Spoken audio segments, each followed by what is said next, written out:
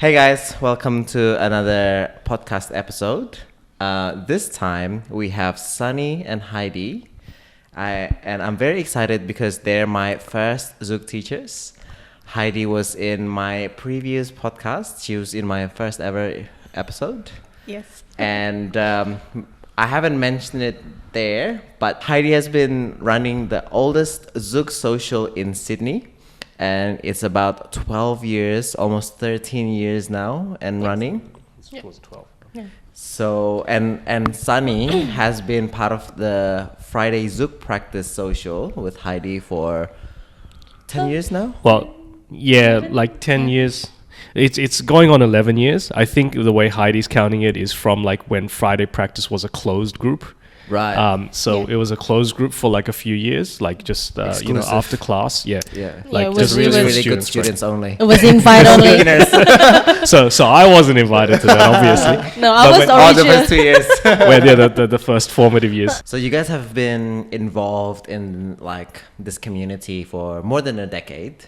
Like you guys have seen everything happen in the Zouk scene. Like so many beautiful memories have been created, and some also maybe challenges that you guys have faced, and something that was introduced to me as well last year when you guys brought over Guy and Brenda. We had a discussion about consent. What motivates you guys to have this conversation? So I've been organizing for many years, and there's a lot of kind of like things, incident, or kind of like situations that had happened throughout the years.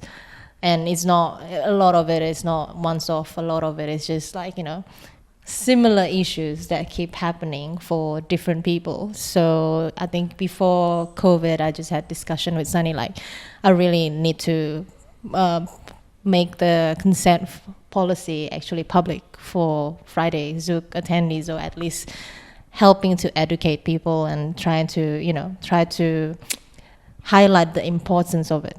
Like it's actually very, very important, especially for the dance style that we do and the social dance that we have, because we have a lot of different variety of people, different, background, different culture, different boundaries. Yeah, it was to be honest, is a bit of a process for me as well, because, and I will say like credit to Heidi for really leading the charge on this. Like I think I helped in terms of executing, so discussing with Heidi like how we're going to release this, what's the best way to approach it, the whole consultation with the wider community. Heidi, consulted all the followers. I held a meeting with all the like leaders, or open invite to everyone to participate. Again, whether you agreed, disagreed, whatever, like I wanted to get everyone's, feedback on that policy. So I helped with the execution, but very much like Heidi, I think led the charge to bring that idea to fruition. Also through this process, like I've learnt quite a bit, like I've gone through the journey myself as well. Like I felt some changes in my own personal stance on some things. To sort of put that in the context of partner dancing, how would you guys describe consent?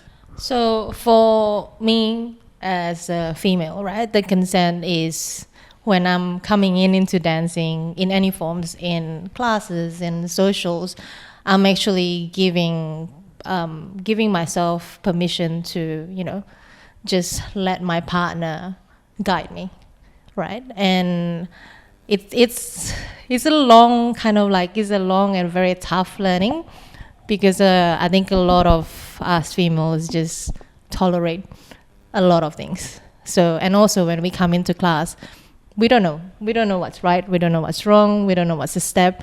So we just tolerate and just do it. And then throughout the years, after you have a little bit more experience, then you realize that actually I don't like it. I don't like certain things, or I don't feel comfortable with certain things. And then the next challenge will be to voice it out. Right. So to start noticing it on the spot, is like, how do my body feels? How do I feel about certain positions, certain moves, certain situations? And then that, if my partner actually reciprocate and listening and really give me that space to be heard, then we can make it work for both of us. but it's all like a lot of learning, a lot of trial and errors, because you have to verbalize it in the right way, in the right tone as well, so it's not like you're doing it wrong. Yeah. Like you're hurting me, but it's kind of like, look, I don't feel comfortable. For me, if like maybe trying to boil it down to something, consent to me is about like there's this idea of consent, and then there's like I feel like there's the culture or surrounding consent. Ultimately, if I was to boil it down, it would be to say listening, communicating, really hearing, respecting people's personal agency, respecting people's personal boundaries, and the way to get there requires us to be able to communicate better, be able to listen better and hear each other better. Ultimately, that's where I think the principles underlying a good consent culture is at. I think some of the difficulties in the discussion, which again we might get to, is around, well, what are boundaries, what are limits, what are the right and wrong things to do. Sometimes like I feel like we can also get maybe too caught up in those kind of rigid black and white sort of rules. Whereas to me, consent, if you want to talk about the culture, which can then lead to these kind of rules, but these are boundaries that people can set for themselves. And in order to do that, it's like, how do we foster that culture that people can speak up, feel comfortable to speak up, feel supported to speak up? So have you guys have had an example of boundaries being set that is empowering? For me, it's a lot of non-verbal kind of like relaying the boundaries, as in the distance that you set with your partner. It could be when I'm leading or when I'm following, but once my partner, if I'm leading, once my partner set up the distance, I will respect that boundaries. That is their boundaries. And also the boundaries of the limit of their capabilities, like how big the head movements or how low they can bend, all of that. I would try to respect and feel what's their limitations non-verbally. If I'm not sure at all, I can ask verbally as well, right? With my with me when I'm following, I will set up the same way. Like when I feel from the followers, that's what I provide for the leaders as well. How far I'm setting my position with the leaders from the start. That's what I would like to be kept until I'm feeling comfortable enough, then I'll come in closer, rather than having the leaders just grab me up close. I've always felt empowered. I've never felt not empowered. And this is just an honest response.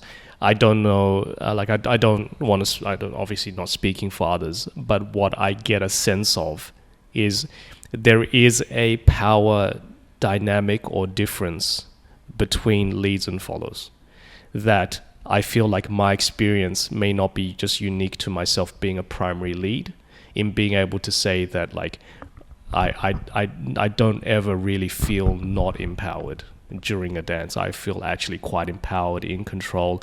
I've never, feared for my safety or anything like that, right? Like, as opposed to often what I hear from followers is a different experience, right? Most of the times, good experience or good, but I'm saying of any sort of negative feedback or I didn't feel safe or whatever, normally that's just come from the follower side rather than leaders saying that. To me, that might be an interesting, again, point of discussion is around this whole power difference and dynamic, which for me is it makes sense in a way. Like when I started learning Zouk, is very clear kind of instructions around, leaders take the lead, followers listen and take the follow.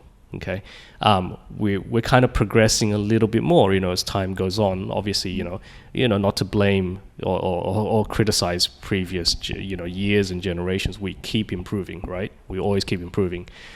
So I feel like where we're tracking towards is now we went through a period of saying leads lead and followers follow.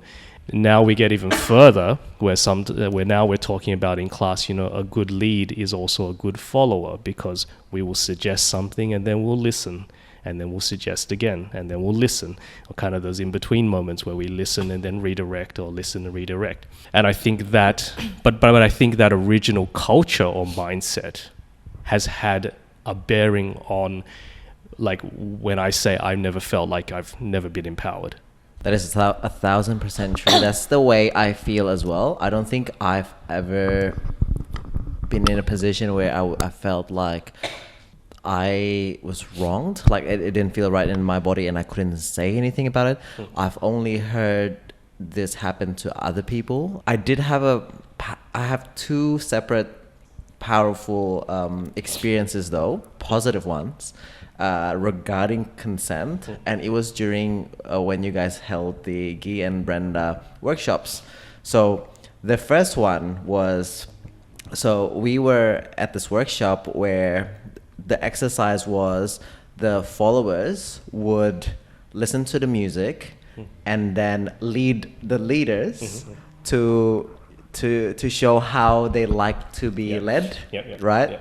And in my mind, I'm like, I don't know what's going on, so I'll just follow. You know, I don't even know what's the point of this exercise, but you know, let's see where this goes. And so I tried my best to memorize. Maybe it's the patterns, maybe it's the amount of pressure, like all these things. Like I tried to remember as much as possible what the follower liked, how they like to be led.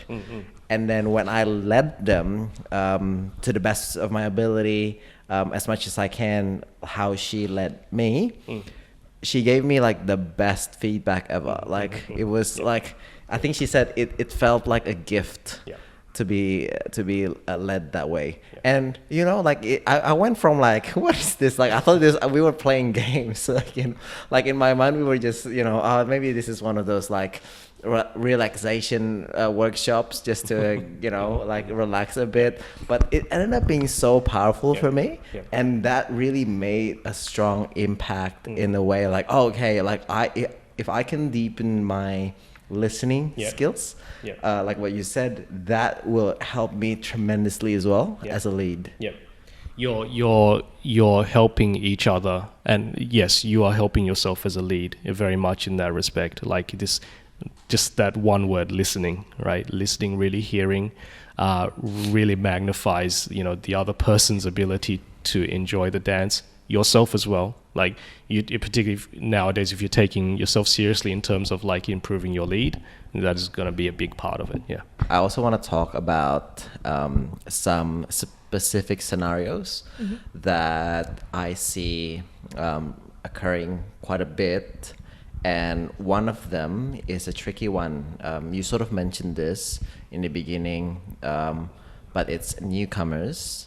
They come into Zouk, maybe they dance with someone who's a lot more experienced, and then they just come in with the assumption that, oh, this is the dance, so these movements, maybe I just don't feel right in my body because I'm not used to the dance. And maybe they think that they will grow out of it and then they will, you know, sort of be more comfortable with that. But then it's not necessarily true, because even though it could be that, but it could also be that those movements are inappropriate. In a social format, especially in Friday practice, where I have a little bit of ways to be able to manage, because you know, I greet people at the door, and if I know that they're new, I've never seen them before, I just give them the pep talk or the prep, like, look, welcome, like, you know, and just in any point of time, if you don't feel comfortable, if you need help, just come and find me. But I usually try to watch everyone on the dance floor, especially all of the newbies and newcomers, just to make sure that they're not harmed or not feeling comfortable, or if I kind of notice that, oh my god, that's an advanced move for someone that just come in for Zouk for the last 2 or 3 weeks, then after the dance I'll come in to check up with them. It's like, oh, are you okay? How do you feel with the dance? Like, you know, and like, again, like for me, it's just to raise the awareness that you can get out of the dance at any point of time if you don't feel safe or comfortable. And do you say this to everyone who's quite new? Yes, I'm trying to. if I'm at the door most of the time. Yeah, or I'm trying to make sure if I don't manage to say that, when I follow up with them and I see, I'm trying to check in, or you might look like you're uncomfortable, but you may be okay, like, you know. Okay. But I would check in with people like, are you okay? How's your night? Like, you know, how's your dance? You know, and usually I make eye contact with the leaders, Right. trying to make sure like I'm looking, you know, Take I'm care- looking like take care of this, take care of the people I know is like, oh yeah, newbies, like, oh, never seen them before, you know, getting excited with the music, or is like trying to practice the move in class. But like your first priority should be the followers' comfort. Yeah. Because if we can, you know, if we can hone that and have that kind of like priority, then the followers will keep coming back because they know they're well taken care of. Short answer to these things are things that we can do, or teachers can do, for example, in classes when we're teaching things like, okay, what are the moves like that you generally don't try to do? Don't do head movements. You rattle off a few movements to say, right, or if you're going to do head movements, warm the follower up first into the movement. There are kind of these strategies, right, that tactically you can say, here are the moves, try to not do these until you're a bit more advanced, yada yada. Then so there's that kind of approach, which I think has a value in terms of it can be quite specific, so it's more easily digestible by people. When you say specifically, don't do head movements, for example, don't do head movements until you're at least 6 months into Zouk or something. You know, is that an exact formula? No, but it's kind of specific enough that you can give this guidance that gives people kind of guardrails, right? So the short answer is a short answer, and it also has its uses, and I think it has its place in dance classes. But the long answer, I think, is ultimately what we want to get to and have some more conversation about this as well. And again, it just comes back to the L word, which is listening, right? So even give an example, like, so this is where, like, if I was in a newbie's point of view, is like coming in, don't know what's what. Let's say I'm dancing with a new follower, and if, for example, you know, she doesn't feel comfortable someone holding her hand dancing, well, like, you know, you and we could probably look at each other and think, well, this is pretty normal stuff, right? Holding each other's hands, pretty normal, pretty standard. Like, why would you even come dancing if you're not comfortable with someone holding your hand? Like, it's a bit nuts, isn't it? It's like, where's the line or where's the limit? For me, like, using that as an extreme example, but it's potentially not unrealistic, I think that can be informative to thinking, using that hypothetical scenario to say, well, instead of taking it from the point of view as there is X, Y, Z culturally accepted norms of moves that are acceptable versus moves that are not, contact that is acceptable versus contact that is not, put that aside for a moment and listen to the other person. It doesn't matter that we think that holding each other's hands is a socially, culturally accepted thing to do when you're coming partner dancing. You paid your $10 to come in the door at Friday practice. With that, you're already giving your implied consent for people to touch you. It's like, no, let's scale that back, right? Maybe ask the question. It's like, oh, I hear you, like, oh, if you don't mind me asking, why is there a reason why you don't want me touching your hand? We can find other ways to dance together. I don't want to make you feel uncomfortable. Could you share with me maybe why? Asking with a true sense of trying to understand. Who knows? Maybe the person will say to you, I'm just really self-conscious about my sweaty palms and I don't want to hold hands, you know? Like, I know it's, you know, the thing to do in social dance.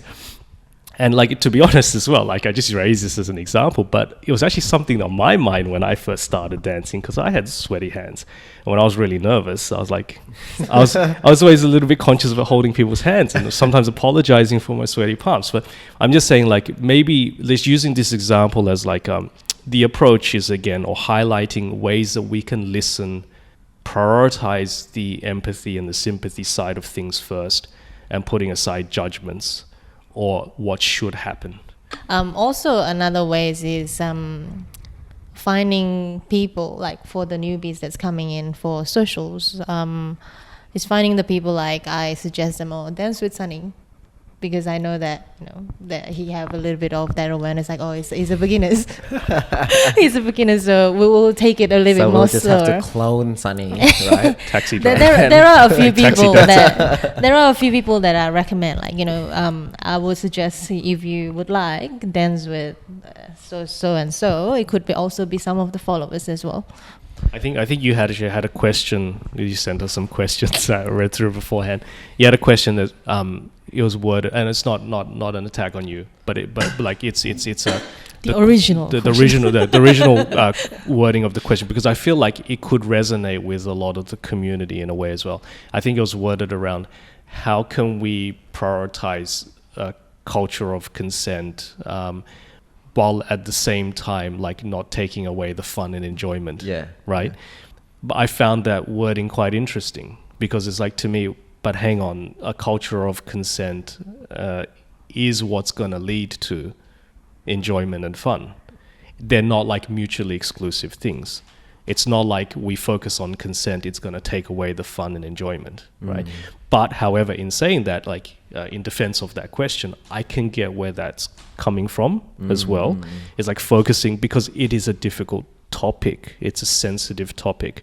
So I could understand the discomfort that comes with that may then, let's say, potentially distract from fun and enjoyment. But at the same time, it's like, I'll just make a point that I feel like that question does resonate in a way, but I'll still make a point to say, but actually, what should be the case, I say the word should very, very, carefully, but like, as in, we need to work towards this, right? Is that a culture of consent is what ultimately should help us, right? Lead to more fun and enjoyment in a very honest way. The fun should be coming for and from both sides, not just one is like, oh, I can do cool moves, and then the other side is like, oh my god, I'm just gonna brace myself and deal with it. This idea, as I mentioned earlier, there were two experiences that was powerful to me, and the second one is sort of related to that. So Guy and Brenda, that weekend was, I think, the first time I've ever danced with an international artist. So I've been avoiding international artists. It's not the first time I've met international artists. It's just I've been avoiding them up until Guy and Brenda. So I asked Brenda for a dance, and the thing is, like, Anderson and Brenda, they're probably like one of my top reasons of wanting to learn Zouk in the first place. So you can imagine how excited I was to ask Brenda for a dance. Scared as well. Like, I think I asked her like the second night. Like, I didn't ask her. Actually, no, that's not true. I asked her the first night, but I waited really long. Like, I gave myself a few hours. I think it was towards the end. Actually, it's related to the story. I waited towards the end of the social, and when I finally worked up the courage to ask her for a dance, so I was really excited. I was really scared at the same time. When I asked her for a dance, she said, okay, but no head movement, and I just want to stay in this small circle. So let me tell you what happened, what went through my head at that time. So honestly, to be completely honest, I was a little bit sad, like a little bit disappointed. So there's that part of me that was really expecting it. Oh, finally I can see how it feels to dance with her. I can, do cool moves and stuff. Anderson stuff. Only for her to say only no head movement, right? But in saying that, yes, I was a little bit sad, but I was actually pretty excited, because the whole weekend the topic was about consent, and it's not something I find is like a big challenge for me. If anything, the challenge for me is, how do I communicate this to other people who might need it more? Because I wish everyone that I knew was at that workshop, but not, that's not the case. And that example, I told all of my friends about it, all of my fellow friends about it. Like, I told everyone, because I never had that sort of clear instructions before, and like like clear boundaries, such clear boundaries, to the point that it kind of made me sad, but at the same time it made me happy because I could see this is how you feel empowered for a dance. And I would rather have my my dance partner feel happy about the dance And safe, rather yeah. than feel that I'm happy because I did cool stuff, you know. So That's it. I'd much rather that, you know, even though it's slightly you know, uncomfortable for a moment, it doesn't matter because in the end it's a lot more powerful than any you know, any theory, any lesson that I could have received. And the second night, I asked her again for a dance, and I was prepared that she's gonna, you know, set some clear boundaries as well, because it was again towards the end of the night again. So I was like, oh, I just asked her for a dance, and you know, like if we're just gonna do like a small dance, no head movement, fine. I still enjoyed the previous night dance, but she actually remembered me from the previous night. And she just noticed, she didn't say like, oh, it's so beautiful. It's just like, she just noted, oh, it's really nice dancing with you. Like, and she remembered me. And I think rather than like, if I had like a sour face after the first night and not ask her for a dance again, I think I would have had a different perception. But because of, you know, the whole thing, and I asked her for a dance again, and I didn't feel offended in any way. I just felt a little bit sad, but it's okay. It's just I built up expectations so high. I was a little bit sad, but I think it's okay to feel a little bit sad. Yeah. But Absolutely. yeah, it's in the end, it's a very powerful experience that, you know, she probably appreciated that I respected all her boundaries. Yeah. And it's become like a powerful example for me that I can tell other people as well. And dare I say, was it even more powerful than that memory that you would have had you been able to dance with Brenda, you know, as you imagined or expected, like without encumbrance? This is a pretty powerful memory as well, right? Like maybe even compared to that, I'm saying it's unique. Like I ever since that point, I've danced with other internationals where I got to do cool stuff, but I don't remember them anymore. The ones that aren't recorded, I don't remember anymore.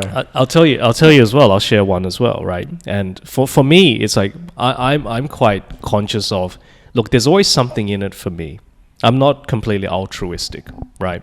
But I would say I would rather people got something out of taking care of someone else rather than getting something out of just doing what I want to do, sort of thing, right? So there is a certain joy that I think that it brings you to have taken care of someone.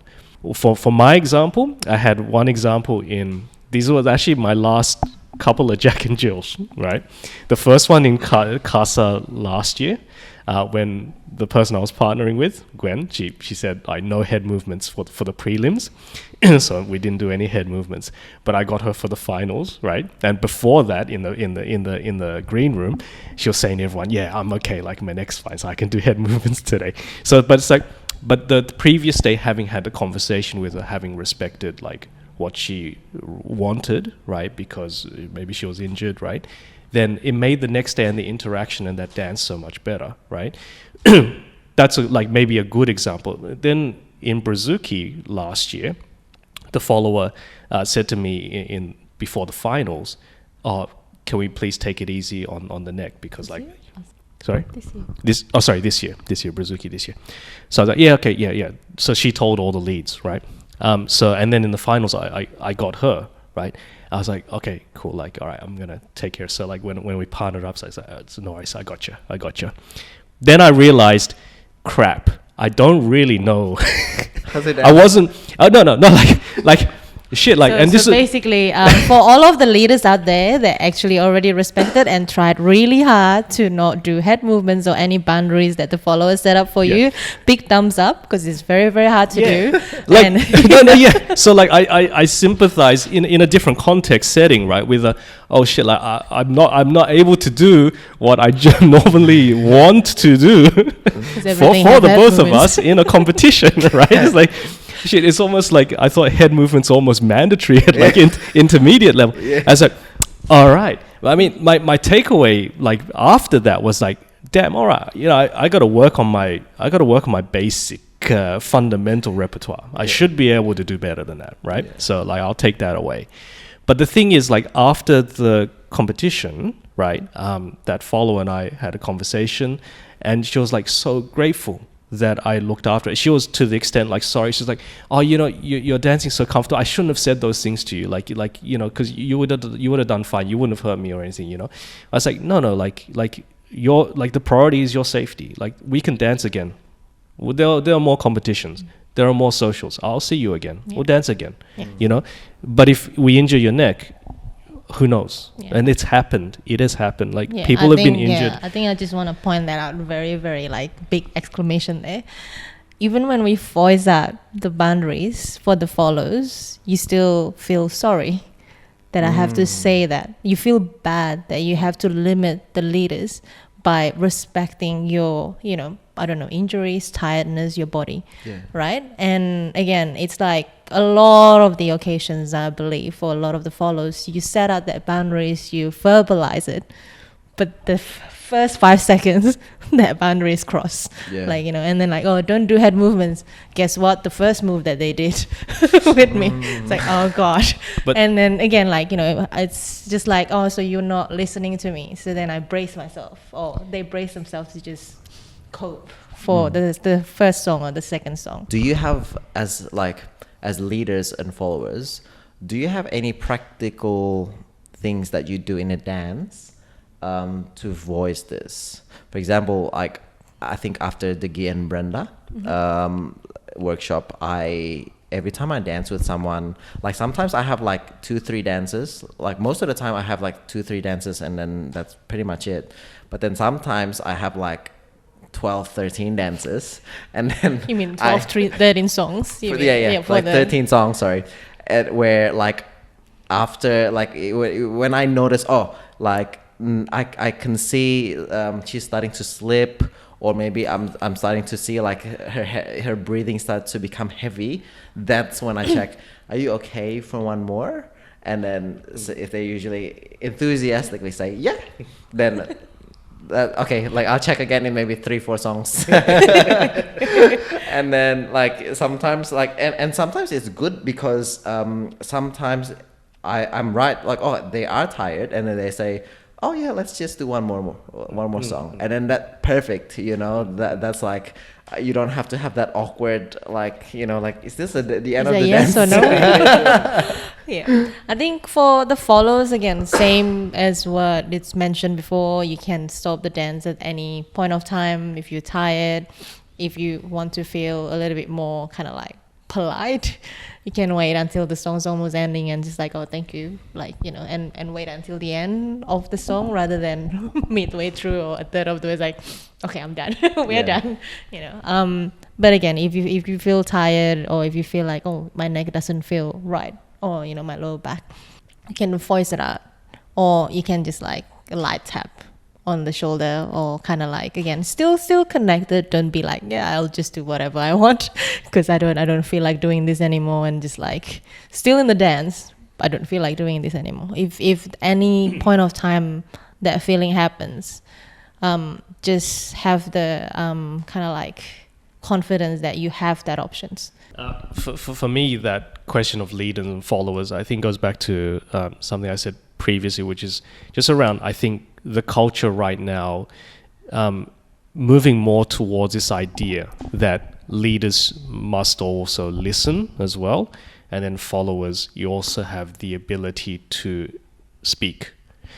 To the extent, for example, I've heard Heidi say many times in class, like followers, like knowing what you need to do, being comfortable and taking autonomy in your own movements, as opposed to, I'm just going to go because I've been kind of dragged there. So we talked about how sometimes you feel a little bit more empowered to say these things, sometimes you don't. And I feel like a big part of it is the environment that you're in, how accepted it is to voice your opinion. Because I noticed that during that weekend specifically, where again Brenda taught about consent, there's a lot of that floating around. Like if boundaries are being set everywhere. And I feel like, you know, as time progresses, different environments, sort of different people, this kind of dwindles a bit. And I feel like it's because there's no clear theme, at least the places that I've seen. Like there's no clear, like, hey, you are able to voice your opinion if you don't feel comfortable in your body. So I feel like other than you personally saying these things, I think teachers and organizers play an important role as well, because ultimately they have like sort of the bigger ability to to affect the environment more than an individual. So you guys have been running classes, and you sort of touched on this before on in your like before social. You tell people that, you know, if you don't feel welcome, if you don't feel, you know, comfortable, when I greeted them, hugged them, or said, "What's your name?" Yeah, Trying to suss out, like, you know, what's the background. Oh, hi, cat. It's trying to suss out where they're at, right? It's not only why you here, like, you know, why you here, who brings you here. It's kind of like trying to suss out, like, you know, are they comfortable being there, or are they kind of like, oh, I don't know, it's a new place, oh my god, I don't know anyone. So it's just giving them the heads up. It's like, it's okay to feel how you feel right now, just so you know I'm here anytime that you need. I'll be around this area, or if you see me dancing and then you need to speak to me, just let me know and I can talk to you like after the dance, or if it's urgent at that point of time. But it's kind of like letting them know I'm here for you. Anything you need at any point of time during this social, not like at 3 a.m. in the morning, but yeah, like any point of these socials, and then, like, you know, observing as well. So that's what I like to give to a lot of the new people that's coming in. Even they are not a new people to dance, at least new people that's coming into the door. I've never seen them before. Even interstate people, I will consider that as new. You're not regular here. Yeah. Right. And then, like, just giving you a heads up, this is how this place is. You know, you're free to talk. If you're not comfortable talking to your partner while you're dancing, you can talk to me. Oh, that's really interesting. What's the feedback been like from doing this? A lot of them, I think, letting me know, you know, oh, I'm not comfortable, I'm very, very new, I'll never dance. So they giving me like the quick brief on where they're at with like their Zouk. And then when that happens, I usually like, look, are you comfortable asking people for a dance? If it's a follow, it's like, yes. If it's yes, then I can point out, oh, this is A, B, C, D for the first few options. But generally, they are all okay.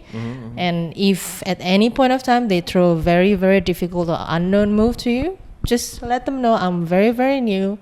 Can we please do something simple? Right? And, like, you know, it's okay for you to say that, and I'll be watching. If you're not comfortable, then, you know, I'll try to help you as much as I can when I can during the socials. If they're not comfortable asking, it's like, it's okay. I will get a few people to come to ask you for a dance. So it's kind of like really setting up to know where they're at, if they're comfortable asking or if they're not. Then I have the two options, and I have a few people I can ask on the socials. And yeah, I think that's generally how I would like to make sure that you will be taken care of here, either by me or by any of the attendees on Fridays. For both the Friday classes that we run with Zouk Unity and also the social, the Friday practice, we already published the consent policy and also the reporting form as well, just to help if you really unable to verbalize it, not even that's on another the spot way. So I adopted that form as well, and it's been kind of like good, also kind of like knowing how to handle going forward, trying to find solutions, because then when it's, you know, when they actually speak up in this format, then you're like, okay, people actually want solutions or Yeah. like, you know, an answer or an options. And If we and can one do thing that. and one thing I'll mention for that whole process, right? Like we consulted the community, obviously in coming up with the consent policy and coming up with the incident reporting form, which, you know, maybe we can link people to and encourage people to use that. I want to make a point that at the end of the day, like these are tools and processes still designed to empower people. So it's not like to say, and by the way, any organizer can take this process or this consent policy and adjust it for themselves, or even just use it as is, right, in their own parties or in their own classes. But the idea is not to kind of put the onus or the emphasis on people in positions of authority or positions of power. Like we run classes, we have a certain power over who can get invited and what we teach. Same with the socials. We have the power to invite people or disinvite people if we want. You know, so long as we don't discriminate, Anti-Discrimination Act and all that. But essentially, other than that, like it's our living room, it's our house, it's a business, so we can't discriminate. But if you're going to be disruptive, you know, we can choose not to invite you into our space. But what we're trying to get to is, again, we're trying to create or put in place mechanisms to support and empower people to speak up. Ideally, in the future, 10 years from now, we don't need a consent policy. We don't need this process, right? It's just that in the interim, we feel that potentially this is required. And at the very least, just in case people need it, it's there. Yeah. Like compared to, say, let's say the contrary, where if people speak up and if organizers are not showing the willingness to listen, not showing the willingness for us to hear people's complaints, again, whether we feel it's justified or not, right? That would lead to potentially people feeling less empowered to speak up. Because if they think, I'm going to speak up, but no one's listening to me, what do you think they're going to do What's the a point year of from now? It's saying like, anything what's the anyway? point? What's the point of speaking up? Like, Yeah. I'm not going to be listened to anyway. It's gotten so bad that I might as well just quit, right? So that's kind of what we want to avoid. It's not to have us in a position that we're the final judges and executioners or whatever. But again, it's just this idea. The intent is to move us more towards a culture of if you speak, we will listen. Hopefully in the future, you don't need us to listen. Everyone will listen if you speak. It's like more normalizing the potential in the future that consent and speaking up and kind of like letting each other knows what your boundaries is are actually a normal thing rather than, oh God, it's a personal attack because it's something new. It's not done before for the longest time, I think. It's not done this way. It's not done too clear, like this clear. This really kind of like challenging for everybody. Yeah. No, for me, personally, I feel like I'm very happy that there's a place where, you know, you guys really take seriously about these things, because I feel like coming from, you know, like my perspective, it feels like, oh, you know, like all these things doesn't really affect me, and so not a lot of people would really champion that cause. And being someone that have, you know, passion for, you know, the dance, and then I really, really want my friends to be able to enjoy it as well.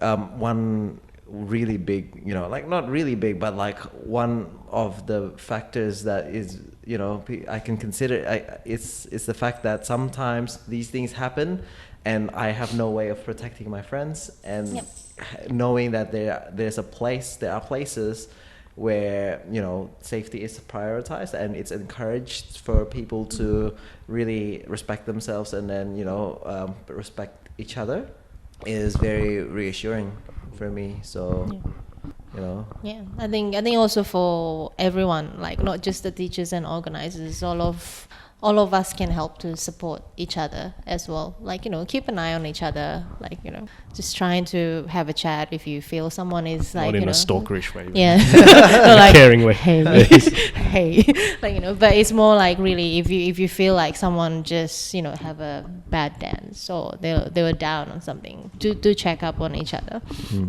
If you can, of course, and if you want to, So it's just really building going back around into the community where everyone supports each other, the organizers supporting the community and the teachers, and then it will all becomes easier for everyone because everyone's like this is all for me and also for the community. If the community thrive, then you will have the most fun, because then everyone is kind of like, everyone is on their most comfortable self. Yeah. And you know, an attempt to, which is very intense, but even just like attempting to move towards that will make a difference. You know, we're not perfect, Yeah. and I'm not gonna care for everyone. I'm not Mother Teresa. I can't care for everyone infinitely. You know, like you know, we can just try our best. That's it. Yeah, absolutely. Anything else you guys want to add? I think for me, based on experience, I'm glad it is where it is now, because throughout the years since, you know, I started to take a more responsible role, and, you know, hearing all of this or seeing it firsthand when all of this incident happens, I'm glad there's a process in place now, and people are starting to more and more speaking up and taking this more seriously. Like, people are more aware, like a lot more aware than before. And because for me, in the longest time, it really pains me to hear all of this, seeing it, and you feel very helpless and powerless because you couldn't help them. And again, hopefully everyone gets something out of that, right? It's like this, to me, the end state is it's positive for everyone, right? To be able to be more their authentic selves, not take you know, feedback personally as a personal attack. All of these things will lead to healthier, more enjoyable, more fun, more honest interactions and dances from everyone, right? Leads and followers, everyone alike will see benefits from this, I think. Okay, so guys, thank you so much for doing this with me. Thanks for having us. Thank you for having us. Appreciate No that. worries. Sunny too. Yeah. This is very insightful and First video podcast. yeah, I mean, this is gonna be very impactful, I feel, for anyone who's watching. I feel like I'm excited myself to, you know, to get this out there, even if it's just for my friends, you know, because really who I'm doing it for is just for my friends. Like, I want to empower them, and if this reaches more than that, then that's awesome. So where can people find you guys? So for our Insta is Heidi Sunny Zouk, or Zouk Unity Sydney, and Heidi Sunny on Facebook. I use as Facebook well. more than Instagram. Old school. Yeah. So, or, you know, just message Kev where to find us. I'll leave the link in the description. Yeah. And then the Friday Zouk practice is If you're in Sydney, every Friday. Yeah, it's Sydney Friday Zouk practice. I think literally that's the group name. And So Heidi organizes the Friday practice. Zouk Unity with Heidi, myself, Sarah, and Jeff, our teammates at Zouk Unity. We do classes every Friday. We just introduced our advanced class. So we go 6:30, 7:30, 8:30 every Friday, just before the Friday Zouk practice. And yeah, we're hosting Bruno and Riza in 1 week's time. In 1 week? In 1 end week. of By August. By the time this comes out. By the time this comes Bruno out, Riza, You'll have already enjoyed it. yeah. So thanks for supporting us. there. But yeah, we'll always try to bring people in every year. So stay tuned onto our Zouk Unity page. Yeah. So Awesome. we'll have hopefully more international artists next year as well, 2024. Yeah. Stay tuned. Yeah, and probably masterclass workshops and all of that next year. So that's pretty much what's the plan. Yeah, pretty much Cool. it. Alrighty, see you in the next one. Yeah. Bye.